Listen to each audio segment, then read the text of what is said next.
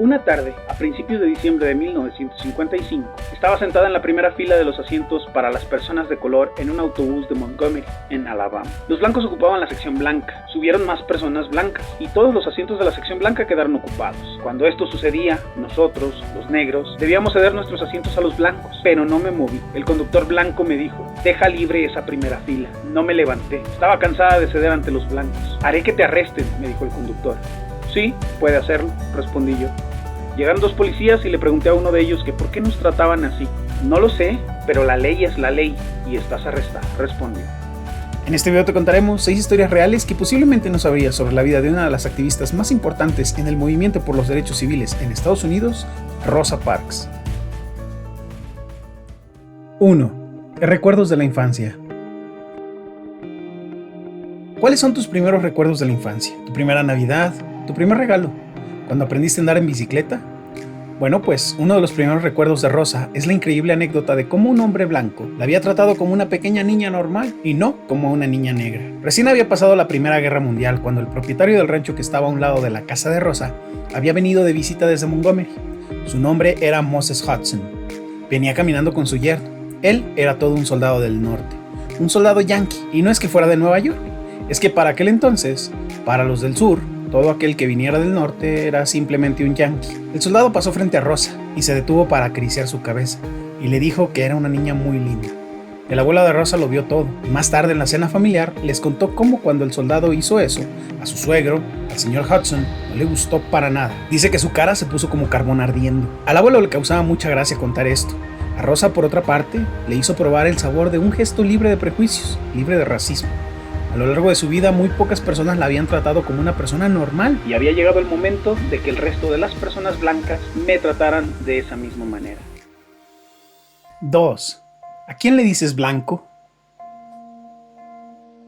Había una vez un hombre blanco, dueño de parcelas y campos de plantación, que se enamoró de su criada, una esclava mestiza que se dedicaba a la costura. Tuvieron un hijo, justo a mitad de dos mundos que eran completamente opuestos. Su nombre era Sylvester. Era un hombre negro, pero con rasgos blancos. Dice Rosa, mi abuelo era prácticamente blanco.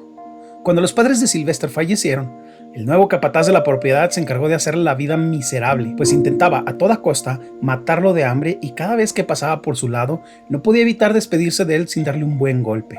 Se le tenía estrictamente prohibido llevar zapatos y con toda justificación, Sylvester aborrecía apasionadamente a la gente blanca. Así se criarían sus hijos y sus nietos, instándolos a jamás soportar o tolerar el maltrato de nadie, venga de donde venga. Mi abuelo era de complexión muy clara y tenía el cabello liso, por lo que a veces la gente pensaba que era blanco. Sylvester supo aprovecharse muy bien de su apariencia y cada vez que pudo, logró decir algo que avergonzara o hiciera enojar a los blancos. Por ejemplo, cuando hablaba con alguien que no conocía, le extendía la mano y se la daba. Decía, me llamo Edwards. Las personas que no lo conocían le extendían la mano y le regresaban cordialmente el saludo. Pensarás que es poco, pero en aquella época ningún blanco le habría extendido su mano a un negro, mucho menos se podrían presentar con el nombre de su familia. Tenía que ser siempre con su nombre de pila. 3. No te dejes. Cuando Rosa tenía unos 10 años, un tonto niño blanco, de nombre Franklin, de la nada la insultó y le dijo que la golpearía. El niño era más grande que Rosa.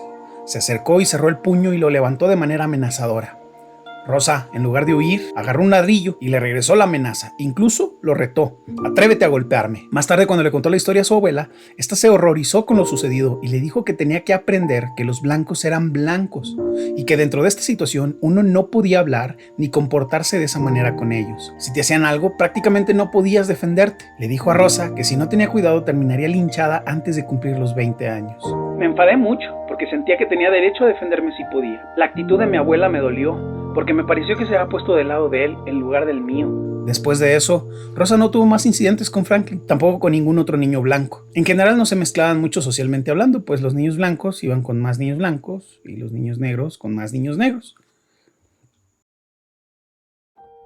4. Ligeras diferencias. Aún siendo una pequeña niña, Rosa notaría que las cosas eran muy distintas para ella, desfavorables de hecho, en el menor de los casos incómodas. Ella disfrutaba mucho la escuela, le encantaba leer y adoraba a sus maestras, aunque notó algo extraño. Los niños mayores tenían que ir por la leña para calentar la escuela y pasarla mejor en los días más fríos. A veces uno de los padres llegaba con una carreta de leña y los niños más grandes la descargaban, pero esto no pasaba en las escuelas de los blancos. El propio ayuntamiento o el condado se encargaban de la calefacción y que eso no fallara nunca. Era injusto, pensaba. Y tenía razón, pues todo el mundo pagaba impuestos, no solo los blancos. Ella solamente podía asistir a la escuela por 5 meses al año, al igual que los niños negros, mientras que los blancos tomaban clases por 9 meses. Esto era porque las familias necesitaban arar y sembrar durante un buen tiempo de la primavera para lograr obtener las cosechas durante el otoño. La mayoría eran familias de aparceros, conocidos por trabajar las tierras de terceros a cambio de una parte de la cosecha. Su escuela no tenía ventanas de cristal, la de ellos sí. Los otros niños iban en autobús a la escuela. Eso no era posible para Rosa y para sus amigos. A veces cuando uno de los autobuses pasaba por la calle, a los niños blancos les gustaba arrojar cosas hacia los amigos de Rosa, quienes caminaban de regreso a casa. Rosa se dio cuenta en algún momento de su vida que en realidad no era del todo libre, pues un club de ultrarracistas empezaba a ganar popularidad. Quemaban sus casas y golpeaban a todo negro que se topara en su camino. Esto se desató gracias a que los afroamericanos que regresaban de la Primera Guerra Mundial exigían que se les tratara como iguales, pues habían servido a su país como soldados en el extranjero. Llegó un momento en el que la violencia era tal que mi abuelo tenía siempre cerca su arma. También recuerdo que hablábamos de que teníamos que acostarnos vestidos para poder salir corriendo si era necesario, porque los del clan venían a la casa. Mi abuelo me dijo, no sé cuánto duraré si se meten en casa, pero les aseguro que me llevaré por delante al primero que entre por la puerta. 5. Estás arrestada. Rosa salía de su trabajo un 1 de diciembre. Para llegar de regreso a casa, tomó el autobús de la Cleveland Avenue. Vio un asiento vacío y se preguntó por qué estaría así, si en la parte trasera del autobús había mucha gente en pie. No le dio importancia y tomó el lugar. En la siguiente parada, varias personas blancas se subieron al autobús y se llenaron rápidamente todos los asientos para la sección de blancos. El chofer se percató de esto y se volteó para decirle a Rosa de una manera poco amable que dejara su lugar libre para el único hombre blanco que se había quedado de pie. De hecho, se los dijo a todos los que ocupaban la primera fila de asientos de la sección para negros. Nadie se movió. El chofer de nuevo insistió y dijo, más les vale hacerlo por las buenas y que dejen esos asientos libres. Un hombre al lado de Rosa se movió, al igual que las 2 mujeres que iban del otro lado. Rosa, en lugar de retirarse, aprovechó para tomar el lugar de la ventanilla. Yo me senté en el asiento de la ventanilla. No se acaba de ver en qué me ayudaría hacerlo por las buenas. Cuando más cedíamos y más caso les hacíamos, peor nos trataban. En ese momento Rosa solo podía pensar en las noches que se quedaba despierta junto a la chimenea, al lado de su abuelo con su escopeta, sin poder dormir en paz, esperando que tarde o temprano entrara un grupo de supremacistas a su casa. No estaba cansada físicamente, de lo único que estaba cansada era de rendirme. El chofer de nuevo insistió y preguntó a Rosa si no se iba a mover, a lo que Rosa le respondió con un rotundo no. El chofer detuvo la ruta y comenzó el transbordo de los pasajeros, pues esto se iba a complicar, y esperaría que llegara la policía para poner orden en su unidad. No todos se bajaron, pero los que se quedaron permanecieron en un profundo silencio. Al final llegaron 2 policías. Subieron al autobús y uno me preguntó que por qué no me levantaba. Entonces yo le pregunté que por qué nos trataban así y me respondió, no lo sé, pero la ley es la ley y estás detenida. 6. La persona ideal. Aunque el arresto de Rosa Parks había sido algo sumamente desagradable, los activistas que luchaban en contra de las leyes de segregación estaban felices. Por fin tenían un caso que serviría de ejemplo para pelear en contra de la ridícula legislación. El hecho de que fuera hacia ella lo hacía mucho mejor, pues la prensa no podía desenterrar nada que hubiera hecho el mes anterior, o el año anterior, o hacía 5 años. No podían acusarla de nada. No podían acusar de nada a Rosa Parks, pues incluso en su círculo se sabía que ella era una persona honesta, limpia e íntegra. No había antecedentes policiales, solo una vida de una simple trabajadora honrada. Los blancos no podían apuntarme con el dedo y decir que había hecho lo que fuera para merecer ese tratamiento, a excepción de haber nacido negra. A pesar de que Rosa había logrado salir de prisión, pues en realidad no estuvo arrestada, más bien había sido puesta bajo custodia. Aún estaba pendiente un juicio que se llevaría a cabo 4 días después de su liberación.